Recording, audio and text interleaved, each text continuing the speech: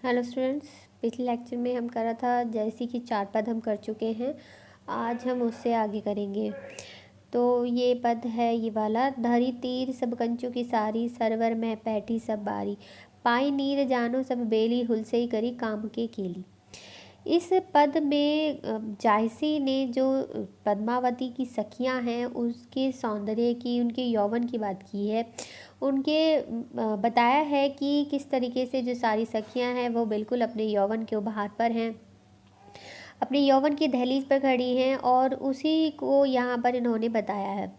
तो और वे सभी जो हैं पद्मावती और उसकी सहेलियाँ जो हैं वो मानसरोवर में स्नान के लिए जाती हैं और वहाँ पर जल क्रीड़ा कर रही हैं।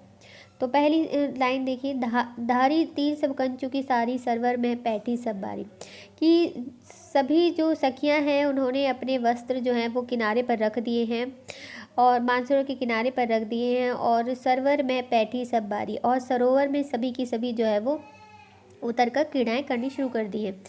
और पाई नीर जनो सब बेली, और जैसे कि पुष्प या जो पौधा है कोई भी, वो पानी पाकर प्रफुल्लित हो जाता है, एक तरह से जैसे उसमें कहना चाहिए कि बहुत ज़्यादा वो ताज़ा हो जाता है। उसी प्रकार जो सभी सखियां हैं वो भी सारी पानी को पाकर, जल को पाकर और ज़्यादा फूल गई हैं। अर्थात कह रहे हैं कि पाई नीर जनो सब बेली की, यहाँ पर बेल की बात की गई है कि जिस प्रकार बेलें जो हैं वो जल पाकर फूल जाती हैं, उसी प्रकार सभी बालाएं जो हैं वो सरोवर के पानी में उतरते ही बिल्कुल बेल के समान ही फूल गई हैं। फूल से ही करी काम की केली, और जल में जिस प्रकार सारी जल में जाकर जिस सारी सखियां जो हैं वो काम क्रीड़ाएं करनी शुरू कर दी हैं। उन्होंने बहुत सारे कार्य और बहुत सारे से जल में खेलना उन्होंने प्रारंभ कर दिया है।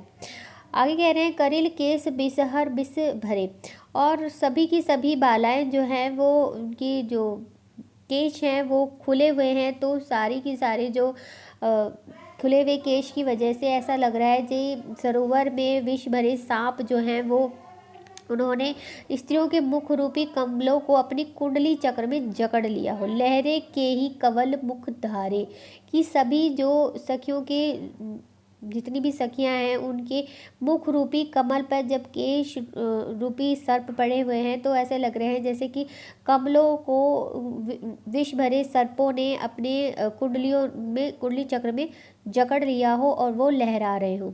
नवल बसंत सवारी करी, होई प्रगति जानहु रस भरी, उठी कोप जिस दारे दाखा, भई उनंत प्रेम के पाखा। और वे सारी जो सखियां हैं उस तालाब में स्नान करती है, ऐसी जान पड़ती है मानो बसंत ऋतु ने उन सभी सखी रूपी कलियों को अपने हाथ से सजाया और संवारा हो।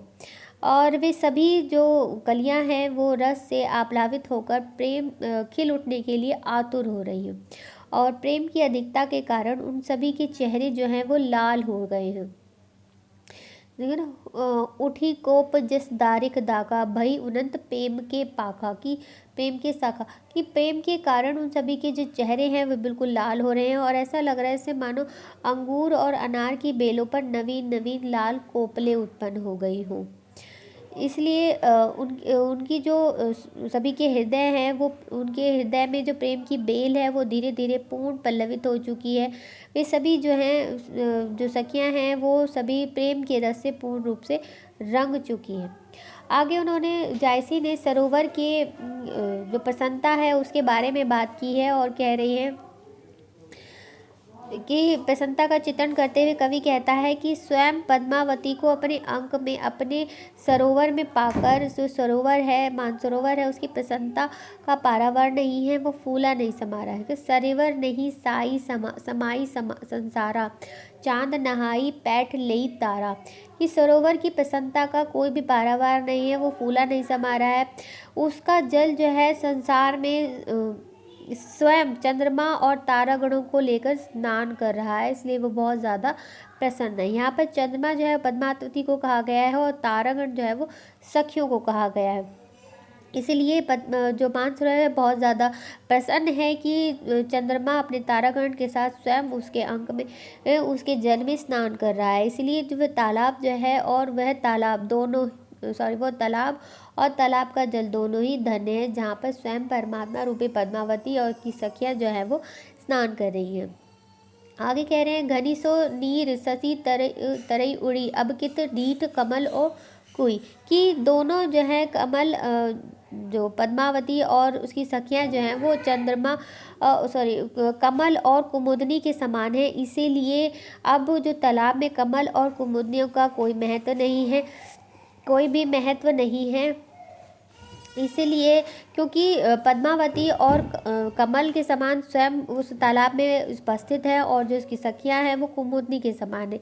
इसलिए जो तालाब में कमल और कुमुदनियाँ खिलती हैं उनका अब कोई भी महत्व नहीं रह गया है। चकवई बिछुरे पुकारे कहाँ मिलो हो नाओ एक चांदनी सी सड़क में है निस दिन दूसर जलमा, कि अब इसके बाद जायसी अंत में कहते हैं कि चंद्रमुखी पद्मावती को देखकर चकवी जो है वो चिंता से व्याकुल हो जाती है, क्योंकि एक चांद तो आकाश में उगता है, चमकता है रात्रि में, और दूसरा चंद्रमा दिन में भी तालाब में जल में उदित हो गया है। इसीलिए अब चकवी जो है वो इस लिए व्याकुल है कि उसका मिलन जो है अपने चकवे से किस प्रकार होगा, क्योंकि ये एक रूढ़ी है, काव्य रूढ़ी है कि चकवी जो है रात्रि होते ही अपने प्रियतम से वियुक्त हो जाती है, उसे वियोग हो जाता है, उससे अलग हो जाती है। इसीलिए जब जब दो चांद चकवी देखती है, एक दिन में और एक रात्रि में, तो वो और भी ज़्यादा व्याकुल हो जाती है कि उसका मिलन चकवे से अपने प्रियतम से किस प्रकार होगा। अब अगला पद देखते हैं, लागी केली करे मजनीरा हंस लजाई बैठी ओहि तीरा पद्मावती कौतुक कह राखी तुम ससी हो तराइन साखी। इस पद में पद्मावती जब अपनी सखियों सहित मानसरोवर किनारे पहुंची तो परस्पर वार्तालाप करती हुई स्नान करने के लिए सरोवर में प्रवेश करने लगी। तो उस टाइम की जो क्रीड़ा जो पद्मावती की सखियां कर रही हैं उसका यहाँ पर जायसी ने वर्णन किया है।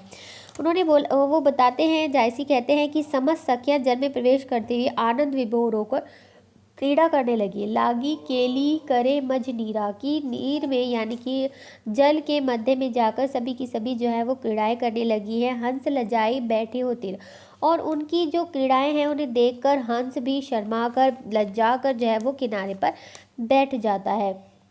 आगे कह रहे हैं, पद्मावती कौतुक कह राखी, और उनकी जो सभी सखियां हैं बड़े कौतूहल के साथ पद्मावती को जल क्रीड़ा से रोक लिया।